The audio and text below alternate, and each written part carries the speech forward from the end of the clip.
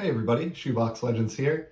Thanks for joining me for the 100th episode in the history of this YouTube channel. What I have planned for today is something a little bit different. I was actually asked recently in the comments by my cousin if I had any plans for the 100th episode, and he name dropped a couple of baseball players who have a tie to the number 100. And the names he gave were like Randy Velarde and Bruce Bochy and I think one other. And so I decided to take up the challenge here and feature exactly those guys in episode number 100. So in looking up the names that were mentioned, quickly determined that he was referencing guys who ended their careers with an even 100 home runs at the major league level. There actually aren't a lot of them, so I'm not talking about an active player who just happens to be at number 100, but as far as guys who hung up the spikes, called it a career, and swatted exactly 100 dingers. By my count, there are only 9 of them in baseball history. And I thought the odds were probably pretty slim that I would be able to show all 9 in cardboard form. And that did prove to be the case. There's one guy on the list, Auggie Gallon, who played in the 1930s and 40s. He does have some cards available, but I don't own any of them. So you won't see him represented, but I did want to mention his name. Played with a couple different teams, including the Cubs and the Browns, the now defunct Browns, back in, again, the 30s and 40s. The other 8 players who I found in my research, I actually managed to find a card of all 8 of the remaining guys in my collection, and so I have those to show today. So the first name on the list is Randy Velarde, and this is one of the 2 names that my cousin actually mentioned. And of course, I chose his 1990 Topps card because this is the first set that I ever collected as a kid, and as such, my favorite baseball card set of all time. So pulled this one. I had 2 or 3 other Velarde cards that I could choose from, but ended up going with this one. He was around during the junk wax era, so even though I don't hang on to his stuff or seek him out specifically, he was easy to represent in this video. And of course, he enjoyed a very long 16-year career at the major league level, most notably with the Yankees, but he also had brief stops with the Angels, I think the Oakland Athletics, and the Rangers. I may be leaving a team out as well, but that's the first one. The next one is a guy who made the cut just based on a recent purchase. So I showed a few episodes back that I had picked up a large lot of 2012 Topps Chrome Purple refractors. And I was pleased to find that within that lot, I had this card of Yonder Alonso, which I, at the time, flipped past, I'm sure, without realizing the significance of it. But believe it or not, he recently retired prior to the 2020 season, and he ended his career with 100 home runs on the nose. He played with the Reds, most notably, I think, the Padres. He had his best seasons anyway with San Diego, and that's who he's depicted with here. And then also had brief stints with Oakland, Seattle, Cleveland, the White Sox, and I think even the Rockies to wind down his career, which again ended in 2019. So he is the second gentleman on our list for today. The third and fourth card kind of go together. I'll show them at the same time here just because I didn't have a lot of cardboard representation of either of these gentlemen. And so I ended up pulling a card from the same set to represent each of them. And that is the 2008 Upper Deck baseball set. So first up, we have Mark DeRosa, pictured here with the Cubs in a really cool photograph in front of the Wrigley Field ivy.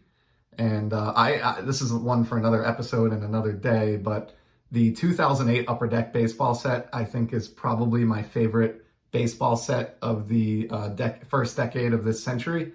It's just fantastic. I completed it long ago, and I do intend to dedicate an episode to that at some point. But for now, I pulled this DeRosa card from my set. He was a guy that didn't seem to make it into a lot of the other smaller sets that Topps releases every year, but he was in kind of the Topps flagship and the Upper Deck flagship most of the time, and that was it. Of course, he is better remembered as an Atlanta Brave, I think, from earlier on in his career in the late 90s and early 2000s, but that was the card that I had to represent Mark. The other home run hitter that I have from 100 career home run hitter, that is, from 2008 Upper Deck is Mike Jacobs. Here he is holding a runner on first, member of the Florida Marlins from that same awesome 2008 Upper Deck set that I referenced.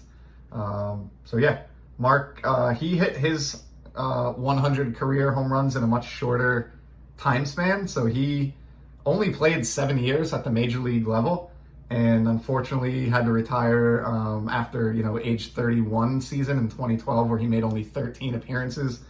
He never appeared in more than 100 games after his age 28 season. So in his case, it was not a lack of power, but it was more a lack of durability and longevity that prevented him from getting any higher than 100 on the career list. But he finished with that number exactly, and I just so happen to have a card of him, so he qualifies for the post here.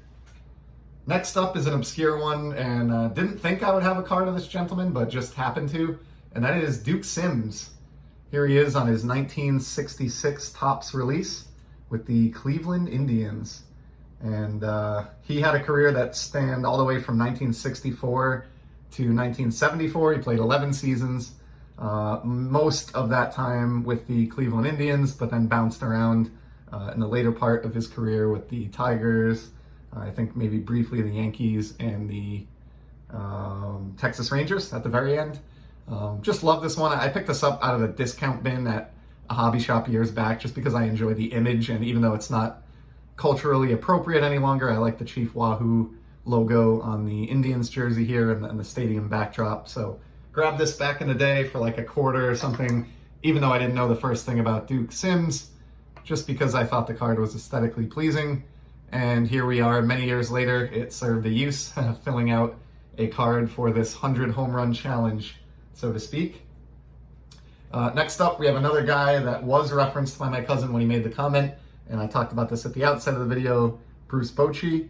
Had less options for him than I thought I would, at least readily available and at hand, but I did have this nice card from the 1982 Topps set, my birth year, featuring Bruce, first baseman for the Mariners at the time. And of course, he logged some time with the Oakland Athletics and the California Angels as well, and then went on to a managerial career after baseball. So that is another member of my 100 home runs even club from my collection. And we got two more here. So first up, out of those remaining two, we've got Martine Prado of the Atlanta Braves, at least in this case. This is one of my beloved 2011 Topps Chrome Atomic refractors towards that set pursuit that I have going. Don't have a whole lot of Prado's cards just because I don't set collect for the most part modern sets, and so this was one of the few exceptions to that, and I was happy to see that he was on the checklist and found a card to fit the challenge to represent him. And of course, he is, I know, best remembered as an Atlanta Brave, again from the early part of his career, but did spend significant time winding down his later years with the Marlins. So I sort of think of him as either a Brave or a Marlin when he comes to mind. And then the last card here is my favorite card out of this bunch, and probably subject to, and that is John Crook. Fan favorite of the Philadelphia Phillies, but also a couple of other teams along the way. Always just admired this guy's attitude and kind of fun approach to the game, keeping it light. I think I've referenced this before on the channel, but have a definite memory of seeing his at-bat against Randy Johnson in the All-Star game back in the day, where Johnson was throwing the high heat and Crook was dramatically backing out. And I remember watching that with my dad and just getting a kick out of that. He's a name that always stuck with me because of that, and just other kind of fun highlights along those lines over the years. But he did actually, obviously, as he's being featured in this video, end his career with an even 100 round trippers. And he is the final member of the 9 folks mentioned in this video who did so, and was happy to have an excuse to show this one off. Got into these Archive Signature Series autographs a little bit in my post on 1990 Topps the other day, episode 90. And in this case, this is one for John. That the case itself, when I purchased this online from eBay, was kind of dinged up and the sticker had some scuffing on it. And so I freed this one from his Ultra Pro One Touch that he came in, and it actually gets stored in my 1990 Topps buyback binder for the 90 Topps buyback set that I am working on. So he is the final member of the 100 even career home run club. And again, everybody in that club is represented there with the exception of Auggie Gallon. So I'll have to try to grab a card of him sometime soon just so I can say I've rounded this out. But that was fun. It was definitely an excuse to go rooting through my boxes and binders and sort of test the organization level of my collection to see if I could put my hands on cards of 8 subjects as obscure as these. So pleased that I was able to do so. Appreciate the challenge. Rick, appreciate you throwing that out there, and thought that would make a fun episode number 100. So a little bit obscure today on the channel, but I hope you enjoyed it nonetheless. I appreciate everybody stopping by, all of your support. Really looking forward to the next 100 episodes here throughout the summer and fall, and hope you'll stop by and give it a listen and a watch as often as you can. And I'll be back soon with some more sports card content. Take care.